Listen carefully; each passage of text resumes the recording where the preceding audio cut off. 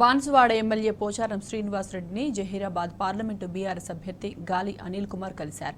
వచ్చే పార్లమెంటు ఎన్నికల్లో తనకు సహకరించాల్సిందిగా అనిల్ కుమార్ కోరారు. గత అసెంబ్లీ ఎన్నికల్లో ఇచ్చిన హామీలను అమలు చేయని కాంగ్రెస్ పార్టీకి ప్రజలు తగిన బుద్ధి చెప్తారని పోచారం అన్నారు. జహీరాబాద్ పార్లమెంటు స్థానాన్ని భారీ మెజారిటీతో గెలవబోతున్నామని ఆయన అన్నారు. ఎప్పటికైనా తెలంగాణను సుభిక్షంగా ఉంచే పార్టీ బీఆర్ఎస్ పార్టీ మాత్రమేనని పోచారం స్పష్టం చేశారు. జహీరాబాద్ పార్లమెంట్ నియోజకవర్గ అభ్యర్థి గారు అనిల్ కుమార్ గారు మొదటిసారి బాన్సువాడకు వచ్చారు. కలిసిద్దామని వచ్చారు. టికెట్ రాత్రి ప్రకటించారు, ఉదయం వచ్చారు. ఈ విధంగా అందరూ వారి మిగతా నియోజకవర్గాలు కలుసుకుంటూ వెళ్తారు.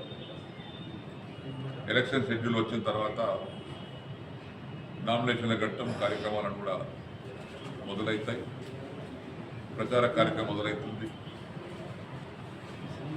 ఎన్నికల సందర్భంలో ప్రజలు కూడా మరొకసారి మోసపోకుండా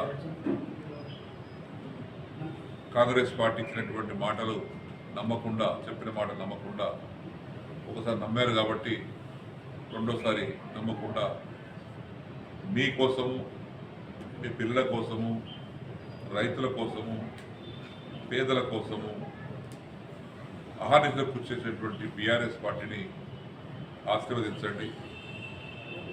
ఎప్పటికైనా తెలంగాణలో ఉండేది బీఆర్ఎస్ పార్టీ. తెలంగాణ తెచ్చిన పార్టీ టీఆర్ఎస్ పార్టీ. తెలంగాణను సుభిక్షంగా నడిపేటువంటి పార్టీ కూడా బీఆర్ఎస్ పార్టీ. కాంగ్రెస్ పార్టీకి, వాళ్ళ బీజేపీ పార్టీకి తెలంగాణ మీద సోయి లేదు. తెలంగాణ ముఖ చిత్రం ఏ విధంగా ఉంటే, ఏ విధంగా చేస్తున్నామనే ఆలోచన లేదు. కేవలం వాళ్ళు రాజకీయ పబ్బం గడపడానికే ప్రతినిత్యం మాట్లాడుతున్నారు. కానీ కేసీఆర్ తెలంగాణ కోసం చేసినటువంటి దాన్ని ఇంకా ముందు తీసుకెళ్తాం, కొత్త కొత్త స్కీములు కడదాం, కొత్త కొత్త ప్రాజెక్టులు కడదాం, కొత్త కొత్త పథకాలు పెడదామన్న ఆలోచన లేదు.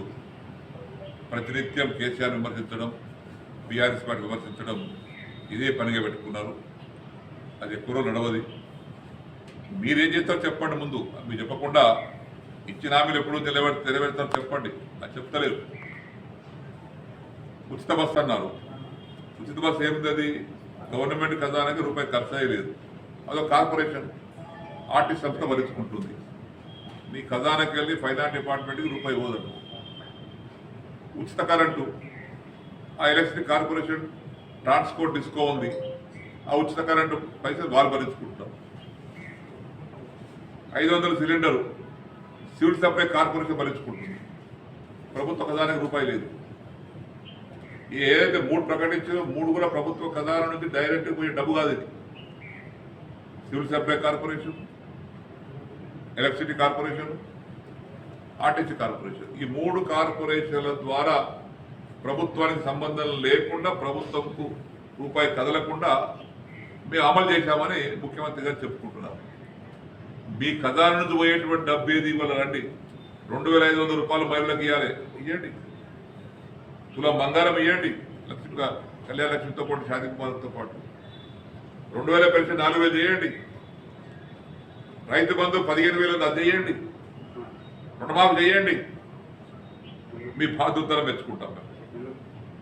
కానీ మీరు ఇచ్చిన 3 హామీలు ఏదైతే అమలు చేస్తున్నారో అవి ప్రభుత్వానికి సంబంధం లేకుండా కార్పొరేషన్లే లాభ నష్టాలు భరించుకుంటాయి. కాబట్టి ఆ కార్పొరేషన్ ఎత్తిడి దేశాలు అంతా బలవంతా